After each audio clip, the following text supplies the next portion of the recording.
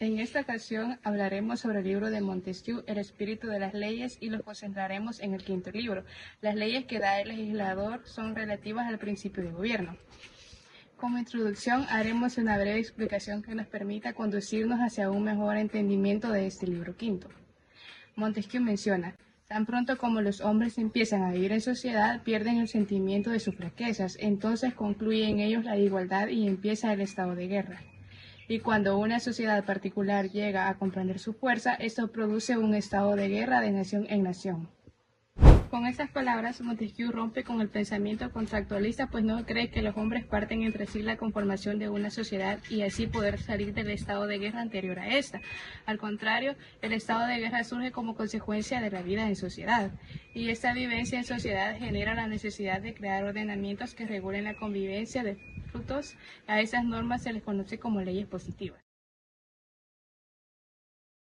Charles Louis de Secondat, barón de Montesquieu, fue un filósofo y jurista francés que nació en 1689 y falleció en 1755. Su pensamiento se desarrolló en el contexto del movimiento intelectual y cultural conocido como la Ilustración, y sus ideas tuvieron una profunda influencia en el desarrollo y el pensamiento político moderno. Proveniente de una familia de la nobleza de toga, Montesquieu heredó una posición social que le permitió dedicarse al estudio y a la reflexión. Estudió Derecho y ejerció como magistrado, lo que le proporcionó una sólida base para analizar las leyes y las instituciones políticas. Realizó extensos viajes por Europa, lo que le permitió conocer diferentes sistemas políticos y culturales, enriqueciendo así su perspectiva. Contexto histórico en el que se escribió el libro. Montesquieu vivió en el siglo XVIII, un periodo conocido como el siglo de las luces o la Ilustración. Este movimiento intelectual se caracterizó por racionalismo. La razón se eligió como la principal herramienta para comprender el mundo y la sociedad, en contraposición a la fe y a la tradición. Humanismo. Se puso el énfasis en el valor del ser humano y sus derechos individuales. Progreso. Se creía en la posibilidad de mejorar la sociedad a través del conocimiento y la reforma. Criticismo. Los pensadores ilustrados cuestionaron las instituciones establecidas como la monarquía absoluta y la Iglesia, buscando nuevas formas de organizar la sociedad. La naturaleza de los gobiernos. La relación entre las leyes, la naturaleza de gobierno y el principio de gobierno es lo más importante para Montesquieu. Él distingue tres tipos de gobierno: republicano, democrático y despótico. El republicano es en el cual el pueblo o parte del pueblo ostenta del poder. Cuando el pueblo ostenta de todo el poder político se le conoce como democracia. El pueblo es el soberano, pero este no tiene la capacidad para gobernar, legislar e impartir justicia, por lo que delega dicha autoridad a un conjunto de personas para que lo gobiernen. Para que el poder del pueblo sea real y efectivo, éste debe elegir a sus representantes para que tomen las decisiones por ellos. Los derechos más importantes dentro de una democracia son el derecho al voto, el voto público para garantizar transparencia y que las leyes estén refrenadas por el pueblo y orientadas a que obedezcan su voluntad. Cuando el poder político está en una parte del pueblo se le conoce como aristocracia. Una característica principal dentro de esta es de que el aristócrata y el pueblo poseen desigualdad no solo política sino también económica, en la cual el pueblo no participa en ninguna elección ni decisión. La forma de gobierno monárquico es en la cual uno solo gobierna, pero basándose en leyes fijas y preestablecidas. Montesquieu pone énfasis en los poderes intermediarios, los cuales serían la nobleza, el clero y el parlamento.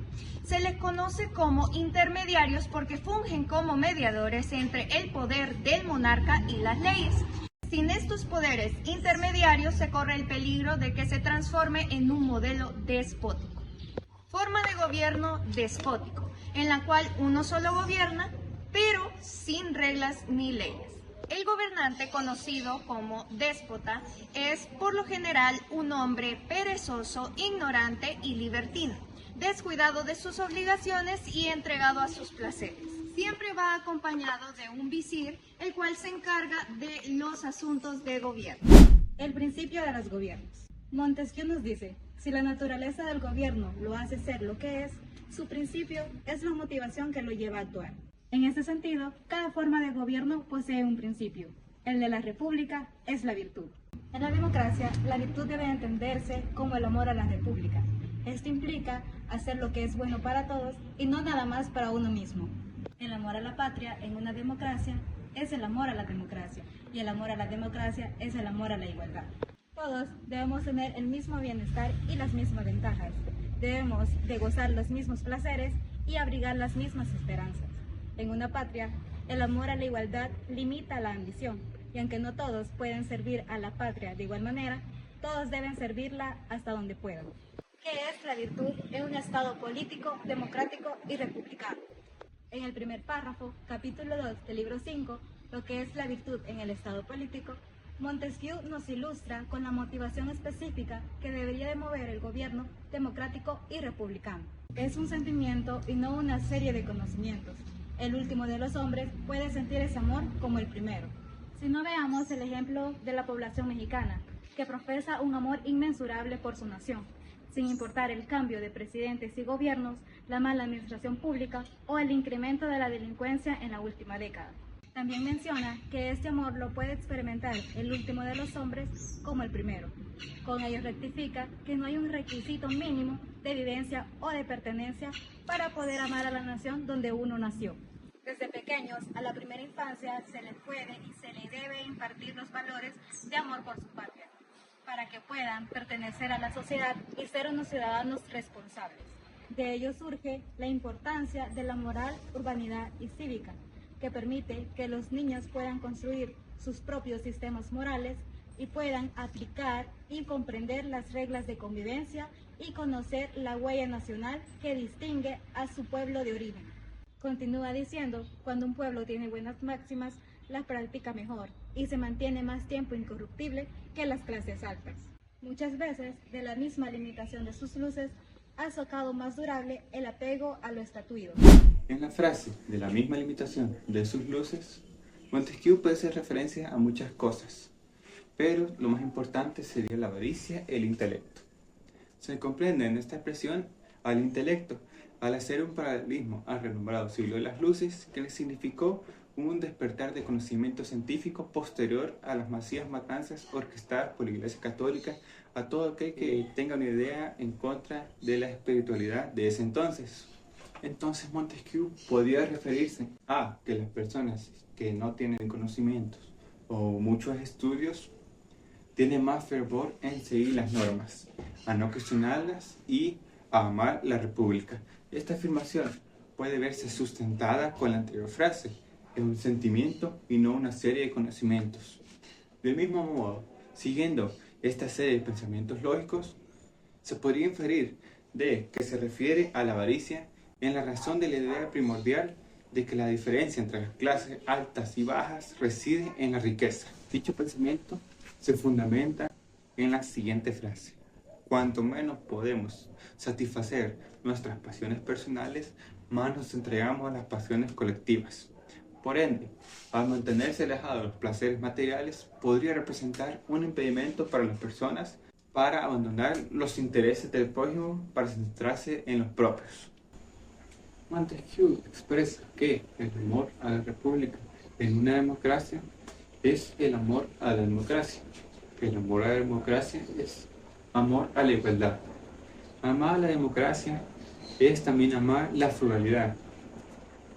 En una democracia, el legislador debe asegurar la igualdad de decisiones, de oportunidades y de buenas condiciones de vida que se desprenden del principio de gobierno republicano y democrático, el cual es el amor a la igualdad, sinónimo del amor a la democracia y por ende sinónimo de amor a la república. Además, agrega el valor de la frugalidad, que se entiende como la cualidad de ser prudente, pasivo, ahorrativo y económico en el uso de recursos consumibles, tales en caso de la comida o el agua o demás, así como también optimizar el uso del tiempo y el dinero para evitar el desperdicio, el derroche o la extravagancia, el cual se encuentra presente de alguna manera mucho más persistente en el pueblo. Los grandes empresarios también administran de manera consciente sus riquezas para poder mantenerlas y hacerlas crecer, pero a su vez tienen un margen de gasto mayor que la mayoría de los pobladores de un país. Los ciudadanos, al vivir en muchas ocasiones con el salario mínimo, se ven en la necesidad de utilizar solo lo necesario y no excederse ni dejarse llevar por los placeres mundanos. El buen sentido de las personas consiste en la mediocridad de su talento, como su felicidad en la medianía de su fortuna. ¿Estaría cuerdamente gobernada una república en la que las leyes formaran mucha gente de buen sentido y pocos sabios? ¿Sería feliz si se compusiera de hombres contentos con su suerte? Con este texto, Montesquieu reúne ambos aspectos explicados con anterioridad que atentan contra la igualdad y correcto seguimiento de las leyes que regulan la vida dentro de la sociedad en una república democrática. Explica que tanto el intelecto como la avaricia en exceso en una población pueden ser perjudicial porque entre más se busca la mejora de uno mismo, atenta contra el principio de gobierno que rige una democracia, que es el amor a la igualdad. Estimar cómo las leyes establecen la igualdad en la democracia. Para poder comprender este punto, debemos entender qué es lo que Montesquieu conocía como el espíritu de las leyes. Montesquieu decía, las leyes positivas deben estar en relación con la naturaleza física de un país, cuyo clima puede ser templado, glacial o caluroso. Ser proporcionadas a su situación, a su extensión, al modo de vida de cada pueblo, amoldadas igualmente al grado de libertad posible de cada pueblo, a su religión, a sus riquezas, a sus inclinaciones, a sus costumbres y por último armonizadas a su origen y a los propósitos de su legislador. Por ejemplo, un legislador de un país muy caluroso no puede proponer leyes que obstaculicen el agua y éste carezca de ella. Todo lo contrario, un legislador de un país muy caluroso debe proponer leyes y acuerdos que garanticen su avance. Esta relación existente entre las leyes y todos estos factores a tomarse en cuenta para la formación de estas son las que Montesquieu denomina como el espíritu de las leyes. Al comprender estos factores y condiciones que identifican a una nación, son el espíritu que conforman las leyes, pero para esto debemos entender qué es la igualdad para que la ley esté investida de este valor. Algunos ejemplos que menciona Montesquieu se desarrollan en Grecia, específicamente en Atenas. Solón, al permitir en Atenas la autoridad absoluta de testar para todo aquel que no tuviera hijos, es decir, que no tuviera quien dejarle descendencia de sus bienes, se puso en contradicción con las leyes antiguas, las cuales establecían que los bienes debían de quedar dentro del seno familiar del testador, ya que al darle libertad, dichos bienes por voluntad del testador podrían quedar en manos de amigos o conocidos, no necesariamente dentro del seno familiar. El problema surge cuando se le otorga una riqueza que no le corresponde a alguien. Este se enriquece y se separa del resto, promoviendo así la desigualdad dentro de los habitantes. Era una buena ley para la democracia la que prohibía tener dos herencias. Esta ley establecía que era ilícito casarse con la hermana consanguínea, mas no con la hermana uterina. Esta ley se originaba en la repartición de tierras y en las porciones iguales a cada ciudadano. En repúblicas donde se quería evitar la duplicidad de herencias, como en Atenas.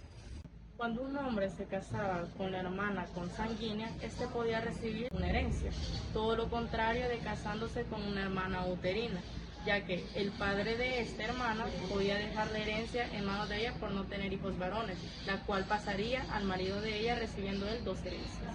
El mero hecho de exigir igualdad plantea que existe de antemano una gran diferencia. La igualdad en una sociedad implicaría que todos los ciudadanos se vieran los unos a los otros como iguales. En aquellos casos de disparidad de riquezas, Faleas de Calcedonia proponía que los ricos dieran dote a los pobres mientras estos no recibieran dote alguna. Una regla que pone a los ciudadanos en condiciones cuyas diferencias son tan visibles haría que aborreciera la igualdad que se buscaba. El establecer de antemano una condición de riqueza y pobreza plantea una etiqueta en los ciudadanos que los condiciona a una realidad. Del mismo modo que establecer una diferencia entre feos y bonitos, estatura promedio, altos y bajos, estas características trazan una línea que aliena a parte de la población de esta manera, impidiendo una verdadera igualdad. porque el hombre se concentra en las diferencias más que en las similitudes que tienen de uno a otro. E incluso en aquellos casos en donde el hombre encuentra semejanzas dentro de un grupo social, este grupo termina diferenciándose de demás grupos. La única característica y condición esencial de la que deberíamos notar es el hecho de ser humano. La frase, una regla que pone a los ciudadanos en condiciones cuyas diferencias son tan visibles, haría que todos aborrecieran esta igualdad que se buscaba. En esta última parte hace referencia, por un lado, a que las personas odiarían perder la condición que los identifica y a su vez, del mismo modo, odiarían verse envueltos en etiquetas tan radicales. Los ricos odiarían a los pobres al haberles robado su condición de riqueza, haciéndolos sus iguales y del mismo modo haciendo que descendieran en la jerarquía social. Los pobres odiarían a los ricos al no poder conseguir dicha condición de riqueza sin esa regla anteriormente mencionada.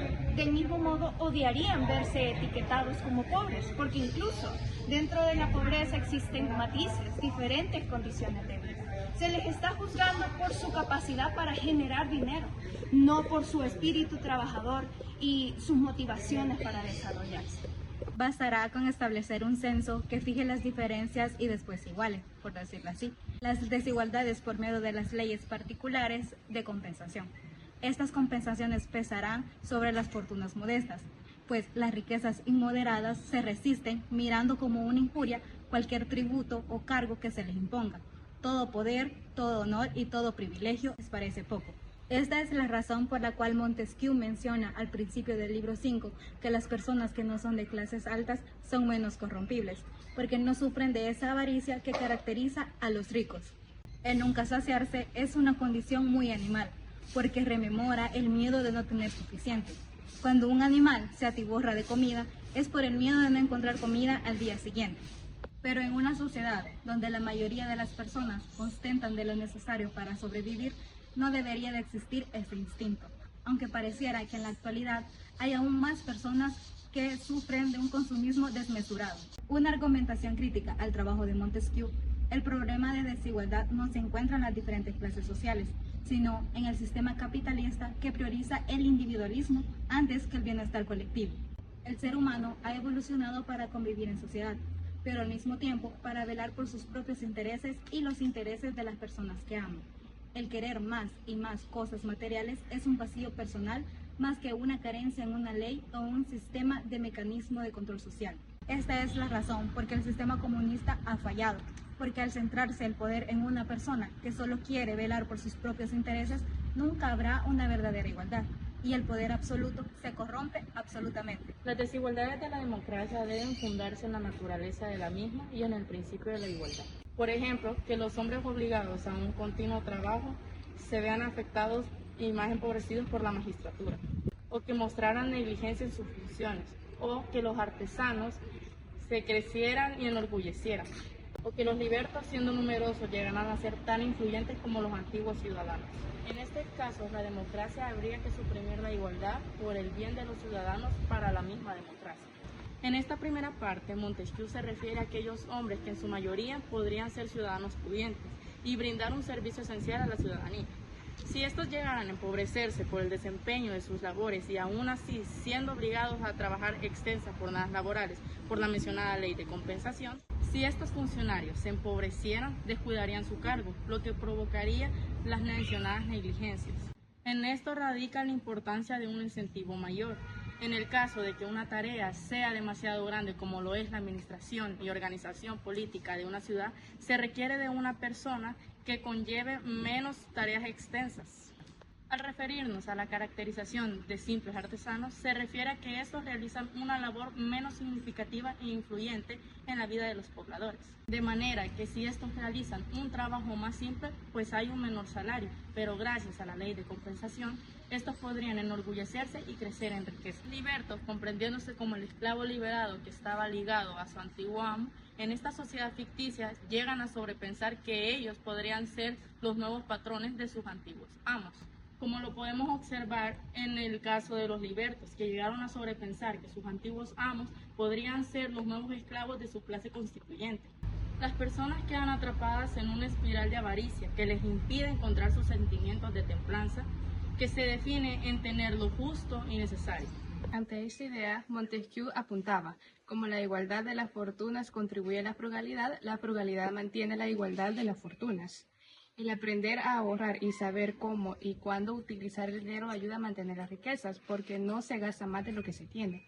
Cuando todos los pobladores tienen lo mismo, no existe una envidia de poseer lo que no se tiene y de querer sobrepasar al prójimo, porque todos tienen iguales, lo cual beneficiaría al valor de la templanza y los placeres. Del mismo modo, el ser prudente en lo que se gasta permite que dicha igualdad implementada no se destruya, ya que todo se utilizaría lo justo y lo necesario.